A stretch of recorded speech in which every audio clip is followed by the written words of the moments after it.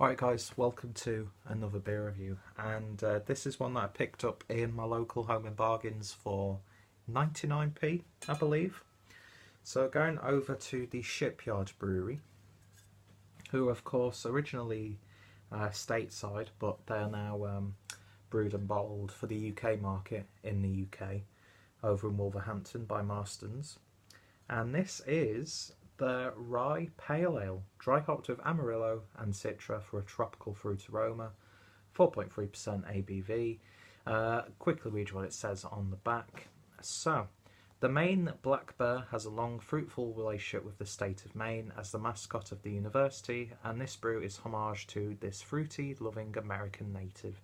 Brewed with rye crystal malt, Shipyard Rye has a spiced, nutty taste balanced with caramel, toffee flavours. As with all Shipyard beers, this brew is packed full of American hops, and the Amarillo, Citra, Cascade and Summit combine for an upfront, punchy orange aroma and a lingering citrus tang. And then you've got the usual social media, which all the links are going to be down below.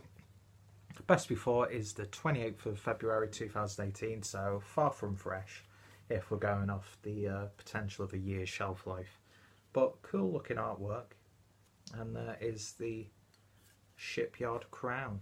So I'd imagine this has been a bit of a shelf turd, to be honest, but I thought I'd give it a try because I think my good friend Craig from Kent Beer Reviews reviewed this fairly recently, or I watched his review in my watch later playlist from earlier this year fairly recently. But I saw it and I thought, yeah, I'll give it a go, even though I'm not the biggest fan of rye beers, but we shall see what it's like in this. So, without any further ado, let's see what we get. Really quite carbonated, nice snap, crackle and pop. Look at that action in that glass.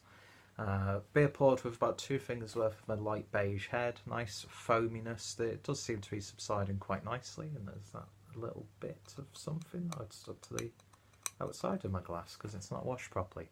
Always a good sign, Peter. But yeah, beer in a glass, and that's got that sort of like copper, rusty, amber look to it. Nice red hues, lovely clarity. And yeah, it's got that sort of, it's not really amber, but it's not really red. It's sort of like an in-between. Quite earthy in its appearance, and that head is, it's getting a little bit more creamy on the top, especially when you reinforce it. So I know Shipyard don't have the best of reputations, it has to be said, since the Marstons sort of takeover or buyout or partnership. I'm not sure if Marston's own it or if it's like a contract sort of thing.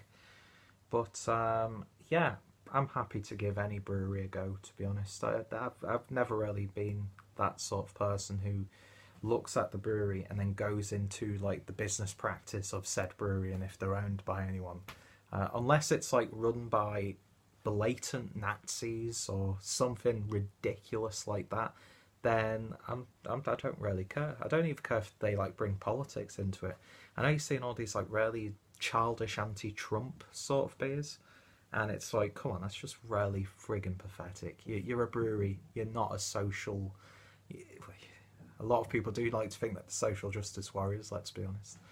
God, I'm probably going to alienate quite a few viewers, well, of all like the 10 people who watch my videos on a regular basis. But yeah, it's not your place to. I mean, you've got the right to your political opinion. I respect that, but just stick to brewing beer. I know Stone have released a peach beer called Impeach or something like that, which is very clever. But I'd still try it. Sounds like a good beer. They wouldn't put me off buying it, but it just like makes me cringe when I see these like politically charged and politically like propaganda, childish, like insulty sort of beers. It just doesn't do anything for me. How the hell did I get onto talking about that? I'll never know. But yeah, head's died down. So let's see what we get on the aroma. So. Well, it's got such a lovely aroma to it. It really, really has. That lovely medley of hops. Doesn't smell like they've faded too much, of course. When you taste it, could be a completely different question. But yeah, lovely red cherry sort of notes as well, mixing with these slight tropical resiny flavours. You're definitely picking up that mosaic in there, that's for damn sure. And of course the rye malt is coming through really, really nicely. I love rye bread, but a lot of rye beers that I've had just haven't really done much for me. And when they have really delivered. They either rarely deliver or just don't do anything for me. That's what I've found personally.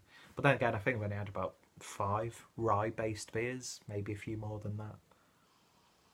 But yeah, that spicy rye character, that breadiness is playing really nicely with those hops. There's a lovely berry-like quality as well, like raspberries, cranberries. That spiciness from that rye is really nice. It's just a lovely balanced beer. And there might be like a hint of a butterscotch in there also.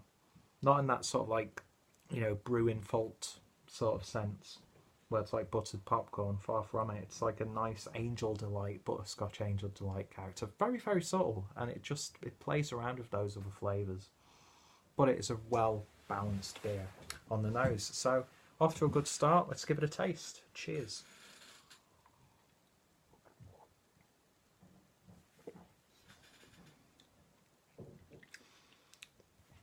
Okay, it's clear that the hops have faded in terms of flavour. It is primarily about that rye character. You get a hoppy bitterness on the back end, slightly resiny, a little bit oily. It's leaving like a layer on the tongue. But then that like drying out could also be attributed to the rye malt character. Spicy bready tones, almost has like a pumpernickel bread flavour to it.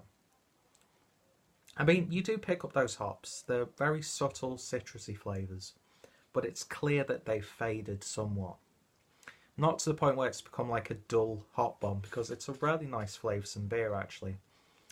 It's a little bit more spicier than I was expecting it to be. And I think because those hops have faded slightly, that rye spicy breadiness is coming out to play a bit more, which it really works for the beer. It really does. Upper end of medium mouthfeel to it.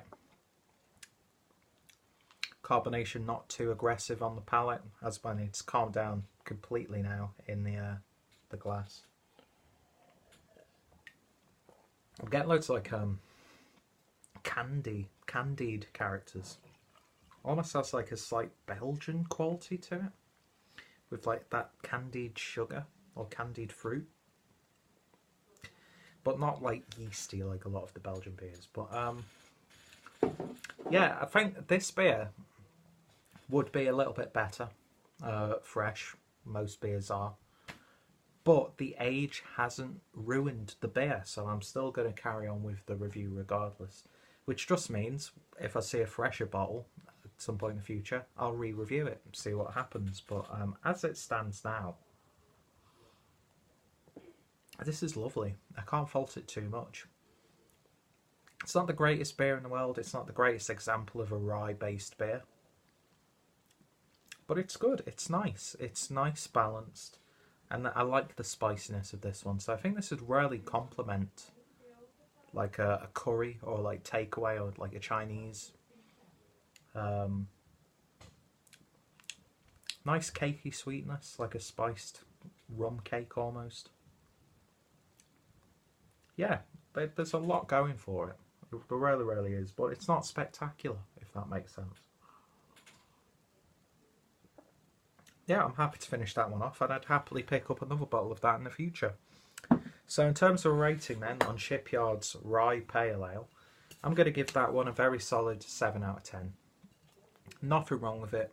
Got it a little bit cheaper because it's out of, well, it's not out of date. It's, not the freshest. But for 99p, it's a very solid drinking experience. Nice sessioner, nice drink to accompany a lot of foods, like beer and a burger, like I was saying, the curries, Asian cuisine. But, yeah, I don't know if you can hear shouting. Who cares? Life's too short to worry about that. But, yeah, so very solid beer, 7 out of 10. If you've tried it, let me know your thoughts, opinions. Are you a fan of the beer? Are you a fan of Shipyard? Both outside of and inside the UK. I'd love to hear your thoughts, opinions. I think Craig has reviewed it, so I'll put his link down below if he has, and if anybody else has, then their links will be included down below. Don't think I've got any Shipyard beers uploaded to the channel yet, so there isn't going to be a playlist as of the recording of this one. But check out my Pale Ale playlist down below, and check out my supermarket beer playlist as well. So yeah, check out Shipyard, check out Marston's. I'll check out my Marston's playlist actually. I'll do that instead of the supermarket one. And yeah, more importantly, I hope you'll join me next time for another beer review. Thank you guys for watching, and I shall hopefully see you later.